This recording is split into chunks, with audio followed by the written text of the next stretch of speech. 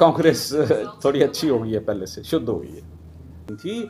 जितनी इमरजेंसी आज, अघोषित इमरजेंसी आज के दिन लगी हुई है, आज जो भी कोई बोलता है उसके पीछे ईडी लग जाती है, उसके पीछे सीबीआई लग जाती है, उसके पीछे इनकम टैक्स लग जाता है।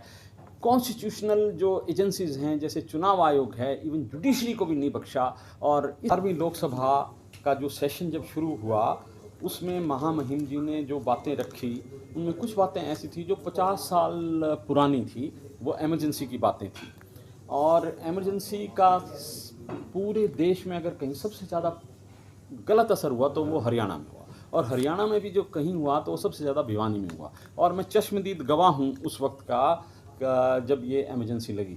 लेकिन मैं आज आपको ये बात, मेरे मन की बात शेयर करना चाहता हूँ कि वो इमरजेंसी इतनी बुरी नहीं। मैं वो व्यक्ति हूँ भिवानी में जिसने मोरारजी देसाई को अपने हाथों से खाना खिलाया, चौधरी चरण सिंह जी को खिलाया जो प्रधानमंत्री बने, पंडित भगवत दयाल जी को खिलाया, कर्पूरी ठाकुर जी को खिलाया, और यहाँ के जितने भी मुख्यमंत्री बने हैं वो उनकी बातें तो हैं, लोग कुछ भी कहें।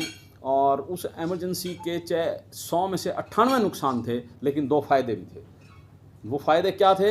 एक तो डिसिप्लिन आया, उस वक्त लोग समय पे आने लग गए, और दूसरा भ्रष्टाचार जीरो हो गया, बिल्कुल जीरो। भ्रष्टाचार हमने वो वक्त देखा है 75 से लेकर 77 तक। असर हुआ, चुनाव हुए, 77 में इंदिरा जी हार गई, जो आयरन लेडी थी, जिन्होंने पाकिस्तान के 2 हिस्से कर दिए। और अमेरिका जब पूछता था इंदिरा गांधी से कि इंडिया इज़ प्रो अमेरिका और प्रो रशिया, तो उनका जवाब क्या होता था? India is pro India. तो ये उस लेडी की बात थी। और इमरजेंसी लगी, और इमरजेंसी पे इतना हो हंगामा भी हुआ, लेकिन उस महिला ने भी अंततः ये महसूस किया कि इमरजेंसी लगाना शायद उतना उचित नहीं था, और उन्होंने देश से माफ़ी भी मांगी। और 3 साल भी नहीं टिका। 77 में चुनाव हुए थे, वो चुनाव हार गई थी, 80 में फिर प्रधानमंत्री बनी। आप ये देखिए, ये सब कुछ था। लेकिन इससे ज़्यादा और इमरजेंसी क्या होगी? कोई भी एग्ज़ाम है, एक एग्ज़ाम भी ऐसा नहीं है जो सही चला जाए थी। जितनी इमरजेंसी आज, अघोषित इमरजेंसी आज के दिन लगी हुई है, आज जो भी कोई बोलता है उसके पीछे ईडी लग जाती है, उसके पीछे सीबीआई लग जाती है, उसके पीछे इनकम टैक्स लग जाता है। कॉन्स्टिट्यूशनल जो एजेंसीज हैं जैसे चुनाव आयोग है, इवन जुडिशरी को भी नहीं बख्शा। और लोग जो हमारे ज़माने के लोग हैं, अगर इस तरह के एग्ज़ाम होते तो हम तो एग्ज़ाम पास कर ही नहीं सकते थे, और ये नंबर ही नहीं आता। आम आदमियों का, गरीब आदमियों का, जो सामान्य मध्यम वर्ग के लोग थे, वो ये सिस्टम ही सारा का सारा ठीक नहीं है।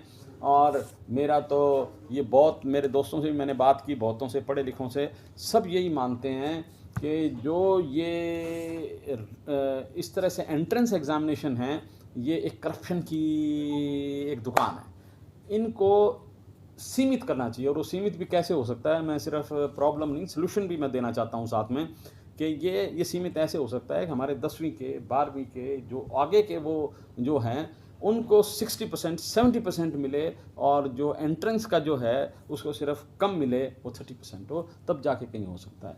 हमारे प्रदेश में भी मैं देखता हूँ, पिछले सालों में इतनी नियुक्तियाँ हुई, CD को छोड़ दें हम, जो ऊपर की नियुक्तियाँ थी ना, बाहर वाले लोगों की ज़्यादा होगी, हरियाणा से बाहर वालों की ज़्यादा होगी। हरियाणा वाले कहाँ जाएंगे? हमारे लोग जब बाहर जाते हैं, क्या उनको नौकरियाँ मिलती हैं? पूछता तक नहीं कोई, बात करना पसंद नहीं करता, इंटरव्यू भी ठीक से नहीं लेते। और यहाँ पे बाहर के लोगों को इतनी को नौकरियाँ मिल गई, ये सब विषय है। और इससे ज़्यादा इमरजेंसी क्या होगी जब पीने के लिए पानी लोगों को नहीं मिलता?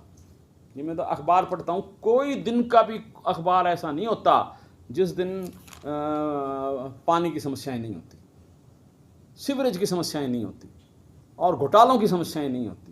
ये कहते हैं कि भिवानी नगर परिषद के 200 करोड़ रुपए घोटाले की जांच सीबीआई करेगी। सीबीआई क्या करेगी? दीपापोती करेगी, कुछ नहीं करेगी। कुछ नहीं हुआ, आप देख लो कितने हो गए। मैं ये कहता हूँ 200 करोड़ रुपए मुझे दे सरकार, मैं अगर इस शहर की दशा ना बदल दूँ तो मुझे, मेरा नाम नहीं, मेरे को कभी गोली मार दे साले अगर मैं नहीं कर सकूँ तो।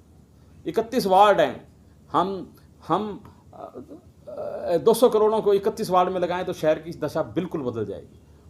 हर 31 वार्ड, एक वार्ड में एक एक पार्क भी होना चाहिए, स्कूल नज़दीक अच्छे होने चाहिए, शिक्षा के स्तर को बढ़ाएं, हम हेल्थ फैसिलिटीज़ को बढ़ाएं, हम पीने के पानी को और एक मेरा 4 पॉइंट प्रोग्राम है, डॉक्टर भारद्वाज 4 पॉइंट प्रोग्राम, जो सोनिया जी आई थी तब भी मैंने बोला।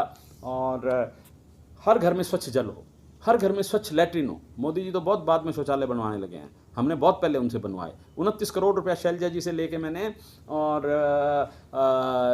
स्लम इरेडिकेशन के लिए भिवानी पहला ऐसा जिला था जहाँ पे 29 करोड़ स्लम इरेडिकेशन के लिए लगा और शौचालय बने।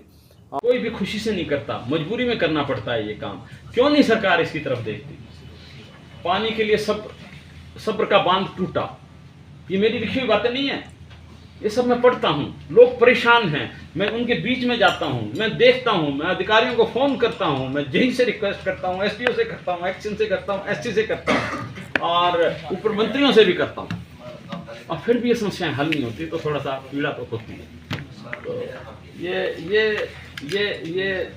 ये चोर को चोर कहने में जो है लोग डरते हैं, और एक अच्छी नजर भर के चोर को चोर कह दें। अगर चोर को चोर कहेंगे, मेरे कार्यकाल में मैंने जो भी, जैसे यहाँ पे भिवानी में 2 रेलवे के ओवरब्रिज बनवाए, एक ये टीआईटी के सामने और एक ये हांसी रोड पे, और जो यूनिवर्सिटी है उसकी सैंक्शन हुड्डा साहब ने की। जिस दिन शिलान्यास किया उस दिन मैं वहीं पे था, हमारे दूसरे नेताओं का भी इसमें योगदान था। और मेडिकल कॉलेज की भी सैंक्शन हुड्डा साहब ने की। थोड़ी सी दूर बन गई यूनिवर्सिटी, ये नज़दीक बनती तो थोड़ा सा अच्छा था। 13 किलोमीटर दूर है, लोगों को आने जाने में दिक्कतें होती हैं, और मेन रोड से भी 3 किलोमीटर और अंदर चलना पड़ता है। तो ये सारी बातें हैं, और मैं तो ये समझता हूँ कि शायद लोगों का जो आकलन है, कोई कहता है 60 से 70 सीटें अवश्य कांग्रेस की आगे आएंगी। कांग्रेस वेंटिलेटर पे नहीं है, ये बात मैं मानने के लिए तैयार नहीं।